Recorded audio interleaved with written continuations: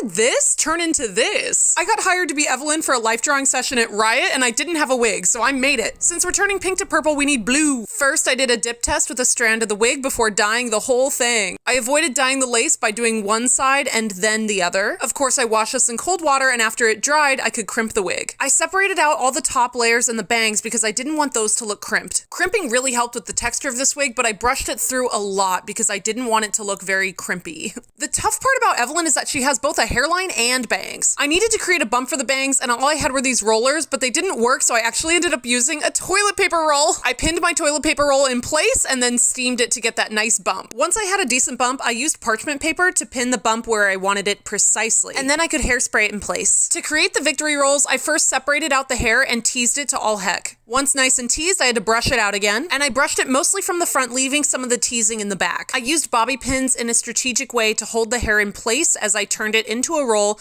and then sprayed the crap out of it and steamed it in place. And then, of course, I had to repeat my work on the other side. Sisters, not twins. I didn't have time to be a super perfectionist about this, but in the end, I was happy with the result. Now, the very last thing is to cut the bangs. I measured out approximately where I wanted them to sit on my face and then chopped them up, but I did do a final trim on my face, and unfortunately, I wasn't able to film that. And oh my gosh, she's done. Now I can model for Riot in peace and feel good about my work. Yay! Look at this bathroom lighting. Wow.